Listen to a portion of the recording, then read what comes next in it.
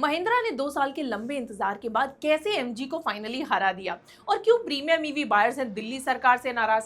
कब से बढ़ रहे हैं बीवाईडी और एमजी कार्स के प्राइसेस और रेनॉल्ट कब ला रहा है इंडिया में अपनी पहली इलेक्ट्रिक कार और अब टेस्ला ने कौन सा नया वेरिएंट लॉन्च कर दिया है, सब कुछ आपको बताएंगे आज की इस वीडियो में। Hello and welcome to another episode of Search EV Shorts, जहां हम आपके लिए लाते हैं ईवी दुनिया की बड़ी बड़ी खबरें लेकिन शॉर्ट में। मैं हूं अनुप्रिया, तो चलिए शुरू करते हैं इस हफ्ते की बड़ी खबर से।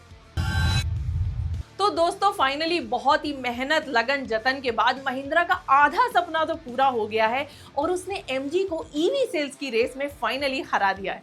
अप्रैल 2026 के मिड मंथ वाहन पोर्टल डेटा बता रहा है कि महिंद्रा ने 3117 यूनिट्स अब तक बेची हैं और एमजी ने 3092 यूनिट्स, यानी सिर्फ 25 यूनिट्स का फर्क है, जो कि हो सकता है अप्रैल के एंड तक और भी बढ़ जाए। जब से एमजी की विंसर ईवी लॉन्च हुई है तब से ही एमजी इस एक गाड़ी के दम पे आराम से नंबर 2 पे बैठा था। एमजी ने पिछले साल में 53,000 यूनिट्स बेची, जबकि महिंद्रा 42,000 पे था। एमजी ने बेस मॉडल के साथ विंसर को टियर 2, टियर 3 सिटीज में अफोर्डेबल बनाया ताकि वो उनके 70% बायर्स को कैप्चर कर सके।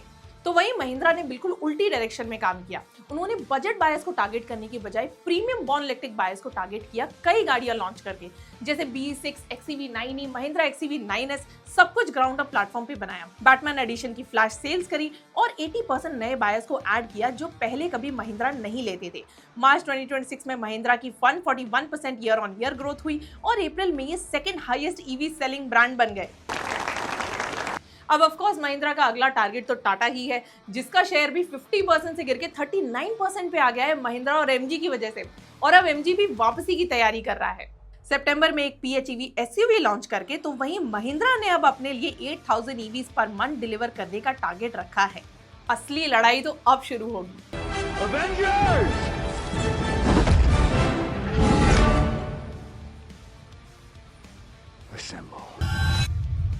अब जहां दिल्ली ईवी पॉलिसी के नए ड्राफ्ट से आम आदमी तो बड़ा खुश है, वहीं एक और सेगमेंट है जो इससे थोड़ा परेशान है और वो है लग्जरी गाड़ियां लेने वाले। अब नए रूल के हिसाब से तो अगर आप दिल्ली में 30 लाख से नीचे की गाड़ी लेते हो तो आपको उस पर रोड टैक्स या रजिस्ट्रेशन फीस नहीं देनी पड़ेगी, और वहीं अगर ये गाड़ी 30 लाख से ऊपर होती है तो आपको फुल रोड टैक्स और रजिस्ट्रेशन फीस भरनी पड़ेगी। अब इससे कई लग्जरी गाड़ियां जैसे BYD सील जो 41 लाख से शुरू होती है उस पे 4 लाख एक्स्ट्रा रोड टैक्स लगेगा। Hyundai Ioniq 5 पे 4.63 लाख, BYD C-Line 7 पे 5 लाख तक और BMW iX1 पे 6.69 लाख एक्स्ट्रा देना पड़ेगा। अब अमीरों के और ज्यादा पैसे खर्च हो जाएंगे। अब फिलहाल तो एक ड्राफ्ट पॉलिसी है जिसका पब्लिक फीडबैक 10 मई 2026 तक मांगा गया है और उसके बाद ही इसे फाइनल किया जाएगा। लेकिन जो डायरेक्शन सरकार की दिख रही है उससे ये साफ है कि अगर मास मार्केट को ईवी अडॉप्शन की तरफ लेके जाना है तो अमीरों को सब्सिडी देना बंद करना होगा और वही एक आम आदमी या फिर मिडिल क्लास को देनी होगी। अब एक तरफ तो लोगों को ईवी लेने के लिए एनकरेज किया जा रहा है, तो वहीं दूसरी तरफ दो बड़ी कंपनीज ने अपने प्राइसेस बढ़ाने का अनाउंसमेंट कर दिया है, जिसमें पहले है BYD जो 1 मई 2026 से अपनी पूरी इंडियन लाइनअप के प्राइसेस 2 to 3% बढ़ा रहा है। मतलब Atto 3 पे 50,000 से 1 लाख तक की बढ़ोतरी, E-Max पे 55,000 से 90,000 तक, सील पे 80,000 से 1.6 लाख तक और C-Line 7 99,000 से 1.65 लाख तक महंगी हो जाएगी। अब वजह क्या है? मिडिल ईस्ट क्राइसिस की वजह से स्ट्रेट ऑफ हॉर्मुज से शिप रूट बंद हो गया है, जिससे BYD के रॉ मटेरियल्स खास करके सिंथेटिक ग्राफाइट जो उसकी ब्लेड बैटरी के एनोड के लिए चाहिए इंपोर्ट करता था। अब शिप्स को केप ऑफ गुड से घूमना पड़ रहा है और फ्राइट चार्जेस और इंश्योरेंस दोनों की कॉस्ट बढ़ गई है। वहीं एमजी ने भी अपनी 2 प्रीमियम CBU गाड़ियों के दाम बढ़ा दिए हैं। MG M9 लग्जरी MPV पे 5 लाख तक बढ़े हैं जो अब 75.90 लाख की हो गई है, और MG साइबस्टर पे 2.50 लाख बढ़े हैं जो अब 77.49 लाख की हो गई है। वजह सेम, राइजिंग इनपुट कॉस्ट और इंपोर्टेड व्हीकल्स पे फ्राइट चार्जेस, और ये एक्स्ट्रा कॉस्ट अब कस्टमर्स पे डाल दी जाएगी। तो एक तरफ लोग पेट्रोल महंगा होने की वजह से EVs लेने की सोच रहे हैं, तो वहीं दूसरी तरफ EVs भी महंगी हो रही हैं। अगर आप कोई भी MG या BYD की कार अप्रैल में लेने की सोच रहे हैं तो ले लीजिए, क्योंकि मई से प्राइसेस बढ़ने वाले। कई ब्रांड्स के बाद अब रेनॉल्ट भी इंडिया में फाइनली अपनी सब 4 मीटर कॉम्पैक्ट SUV लाने वाला है, कॉल्ड ब्रिजर।